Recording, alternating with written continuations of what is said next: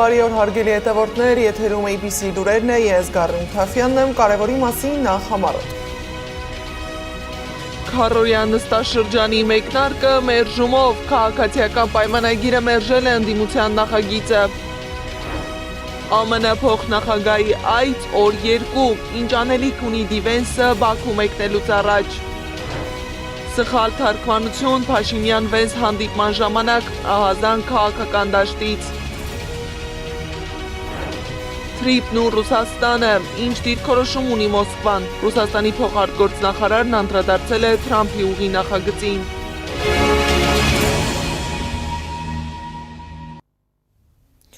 ԱՄՆ փոխնախագահ Ջեյ Դի Վենսը դեռևս Երևանում է։ Դի Վենսը տիկնոջ Ուշա Վենսի հետ այցելել է Ծիծեռնակաբերդի հուշահամալիր։ Նրանց ուղեկցել է ԿԳՄՍ նախարար Ժաննա Անդրեասյանը։ Նախքան նրանց հասնելը հուշահամալիր տանող բոլոր մուտքերի մոտ վարչապետի անվտանգության աշխատակիցներն էին ու ոստիկաններ։ Հայոց ցեղասպանության թանգարան ինստիտուտի տնօրեն Էդիտա Գզոյանը Ջեյ Դի Վենսին է փոխանցել հայոց ցեղասպանության եւ Արցախի հիմնախնդրի մասին գրքեր։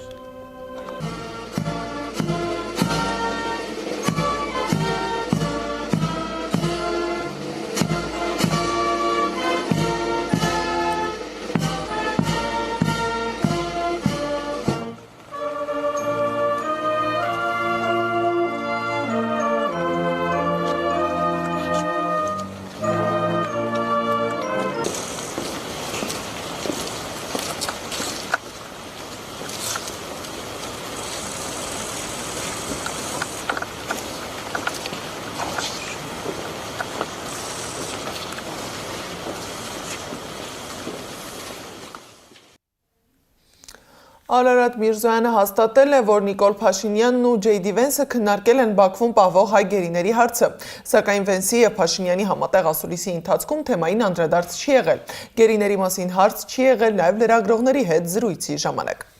Նախքան Դի Վենսի Հայաստան գալը քաղաքական ուժերը, գործիչներն ու հասարակական կազմակերպությունները նամակներ էին գրել Միացյալ Նահանգների փոխնախագահին, գերիների ու արցախցիների վերադարձի խնդրանքով եւ Ադրբեջանի զավթողական քաղաքականության վերաբերյալ։ Ջեյ Դի Վենսի աշխատակազմը հաստատել է, որ ստացել է Բագրատ Սրբազանի նամակը եւ շնորհակալություն հայտնել։ Նամակը փոխնախագահի գրասենյակ է հանձնել Քրիստոնեական համերաշխություն կազմակերպությունը, որը նախորդ շաբաթ բանտում այցելել էր Բագրատ Սրբազանին։ Կազմակերպությունը համոզված է, որ Դի Վենսը կհետևի Սրբազանի ուղերձին եւ կապահովի Ադրբեջանում եւ Հայաստանում պահվող հայ քրիստոնյա քաղաքմարտարկյալների ազատ արձակումը, կստանա երաշխիքներ Արցախի բռնի տեղահանված հայերի իրենց հին հայրենիք անվտանգ վերադարձի համար, ասված է հաղորդագրության մեջ։ Հիշեցնեմ, երեկ Փաշինյանն ու Վենսը ստորագրել են միջուկային խաղաղ գործակցության մասին հուշագիրը։ Հայաստանը Միացյալ Նահանգների ձեռք է բերել VBAT տեսակի անօդաչուներ, որոնք ըստ Փաշինյանի էականորեն նպաստելու են պաշտպանական մեր կարողությունների ամրապնդմանը։ Միացյալ Նահանգների փոխնախագահ Վենսն էլ հայտարարել է $9 միլիարդ ներդրման մասին Հայաստանի միջուկային էներգետիկայի ոլորտում։ Դրա իրականացման համար սկզբում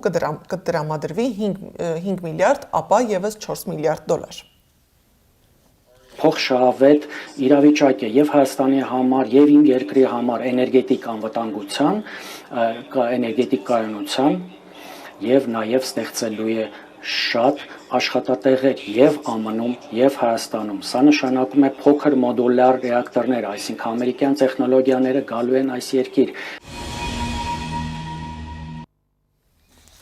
Սակայն ներդրման մասին հատվածի բանավոր թարգմանության ժամանակ սխալ է եղել, հայտարարել է մեր ձևաշարժման համակարգող Նարեկ Կարապետյանը։ Կառավարության պաշտոնական կայքում տեղադրել են գրավոր թարգմանությունը, ըստ որի լինելու է ոչ թե $9 միլիարդ ներդրում, այլ մինչև $5 միլիարդ սկզբնական ամերիկյան արտահանում, գումարած լրացուցիչ $4 միլիարդ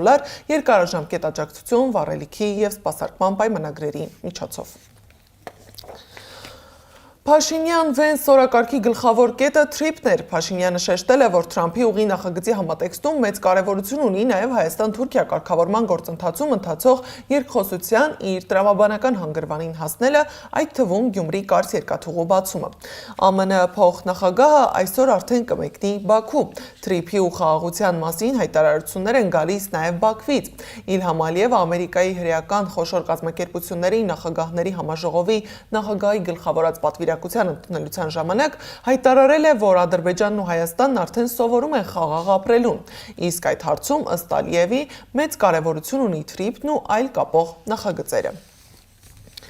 Ռուսաստանը պատրաստ է Երևանի հետ քննարկել թրիփ նախագծում Մոսկվայի հնարավոր մասնակցության պարամետրերը, հայտարարել է Ռուսաստանի փոխարտգործնախարար Միխայիլ Գալուզինը։ Նրա խոսքով դեռ պետք է ուսումնասիրեն հայ-ամերիկյան նախաձեռնության մանրամասները։ Գալուզինը հիշեցրել է, որ Հայաստանի երկաթուղային ցանցը մինչև 2038 թվականը կառավարելու է ռուսական երկաթուղիների դուստր ընկերությունը։ Երկիրը գործածում է ռուսական երկաթուղային գիծը, իսկ Իրանի հետ սահմանին տեղակայված են ռուս սահմանապահներ։ Թրիփը Հայաստան, Միացյալ Նահանգներ, Ադրբեջան գլխավոր ծրագիրն է, որի շուրջ պայմանավորվածությունը եղել է նախորդ տարվա օգոստոսից։ Պաշտոնական կողմերի այս ծրագիրը միանշանակ չէ, մեկի համար խաղաղության երաշխիք է, մյուսի համար նոր զիջումներ կորզելու միջոց, մյուսի համար էլ ազդեցությունը մեծացնելու գործիք։ Իսկ ինչ նշանակություն ունի թրիփը Սյունիքի համար։ Ի վերջո Թրամփի ուղին անցնելու է Սյունիքով։ Սա խաղաղությանը նպաստող քայլ է, թե հերթական զիջում անվտանգային ոլորտում։ Անիա Բաղյանն է գնացել Սյունիք ու լսել բնակիչներին։ Վենսը Հայաստանում է թրիփի շուրջ քննարկումները շարունակելու համար։ Ուղին, որի շուրջ խոսում են Երևանում եւ արտասահմանում, քարտեզի վրա հստակ տեղ ունի՝ Սյունիք։ Այս պահին Սյունիքում ամեն ինչ սովորական է, բայց սովորականը դառնում է ժամանակավոր, երբ արտաքին քննարկումները մոտենում են ներքին տարածքներին։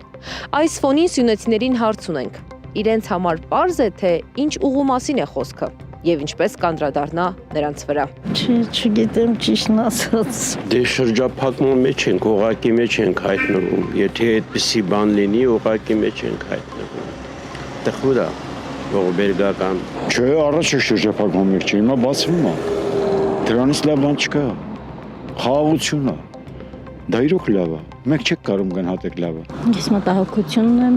շատ մեծ, որ մենք կորցնում ենք մեր հայրենիքը այդքան բան։ Հայկական ասացած կա շան հետ ընկերություն արա, բայց փայտը ձեռքիցը թաց մի դիր։ Մենք այն շների մեջ ենք, որ փայտը պարտադիր պիտի մեր ձեռքը ունենանք, որ փայտը դրեցին գետնի, մենք կործանվելու ենք։ Իսկ Թրամփի ուղին փայտը ձեռքից վայր դնել է նշանակում այդքան բան։ Սա մտահոգություն։ Միան լավն եք սպասում, որ լինի։ Բայց կլինի, ինչ եք կարծում։ Դա արդեն մեր ղեկավարությունից է կախված։ Իսկ ես ղեկավարությունը կկարողանա ապահովել այդ լավը։ Ոչ։ Բա ումից եք սպասում այդ լավը։ Նոր ղեկավարի։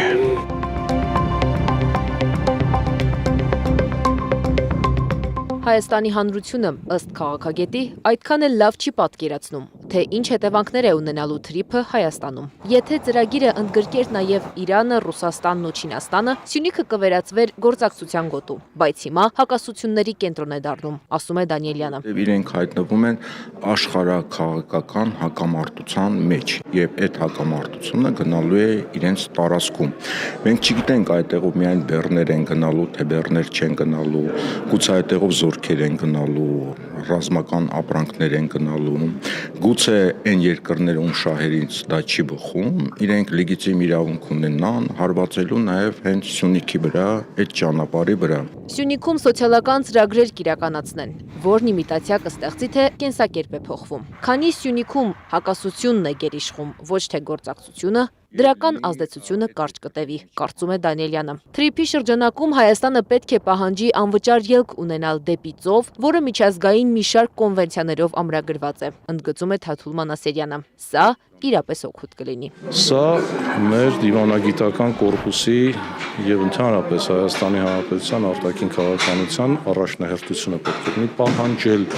ոչ թե խնդրել։ Ուշադրության արժանի են գյուղատնտեսական հարցերը, որ անմիջական ազդեցություն են ունենալու սյունեցիների եւ ընդհանրապես գյուղատնտեսությամբ զբաղվողների համար։ Մրցունակ է տեղական ապրանքը։ Մեր ուսումնասիրություններով ոչ, նշում է Մանասերյանն ու զգուշացնում, կարճ ժամանակում Թուրքիան գրավել է եվրոպական մի շարք լուրջ շուկաներ։ Գերմանիան, Հոլանդիան, Ֆրանսիան,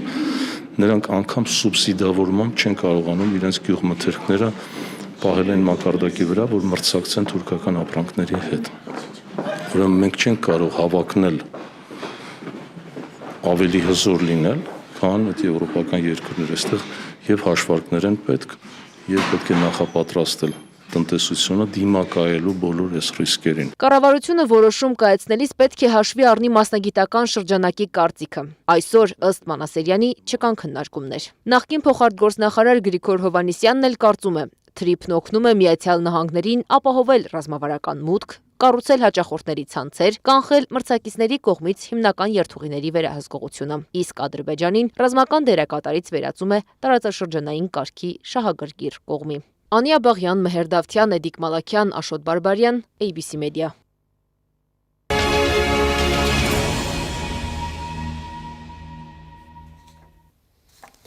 Ազգային ժողովում մեկնարկել է քառօրյա նստաշրջանը, օրակարգում 29 հարց է։ Նիստը սկսեց ընդդիմության ներկայացրած նախագծի մերժումով, 21 կողմ 52 դեմ ձայների հարաբերակցությամբ քաղաքացիական պայմանագիրը դեմ է քվեարկել քաղբանտարկյալների մասին ընդդիմության բանաձևին։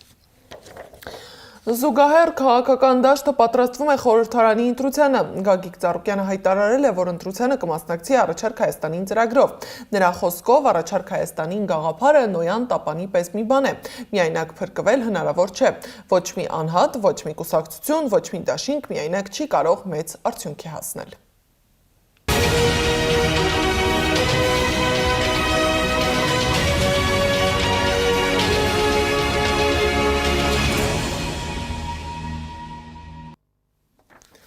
Բուքինգհեմյան պալատը հայտարարել է, որ պատրաստ է աջակցել թագավոր Չարլզի կրտսեր եղբոր նկատմամբ ոստիկանական ցանկացած հետաքննության, գրել է Reuters գործակալությունը։ Հայտարարությունն արվել է այն բանից հետո, երբ Ջեֆրի Էփշտեյնի գործի վերաբերյալ բացահայտված էլեկտրոնային նամակներից պարզ դարձավ, որ նախկին արքայազն Էնդրյուն Էփշտեյնին բրիտանական գաղտնի առևտրային փաստաթղթեր է փոխանցել։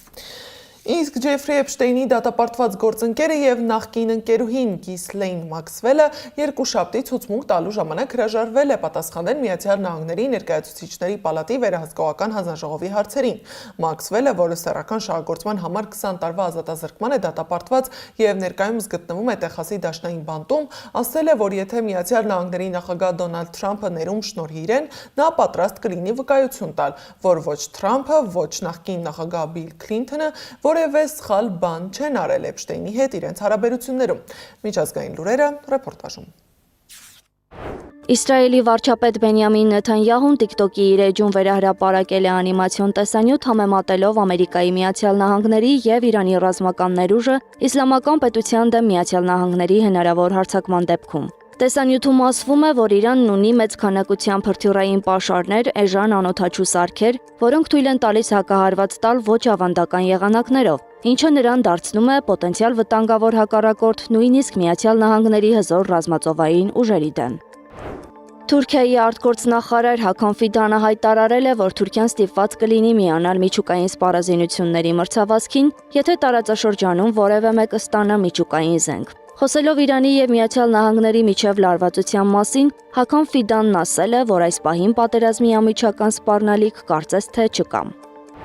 Սոցիալիստ Անտոնիո Խոսե Սեգուրոն համոզիչ հաղթանակ է տարել Պորտուգալիայում կիրակի կայացած նախագահական ընտրության երկրորդ փուլում։ Նա կդառնա 20 տարվա ընթացքում Պորտուգալիայի առաջին սոցիալիստ ղեկավարը։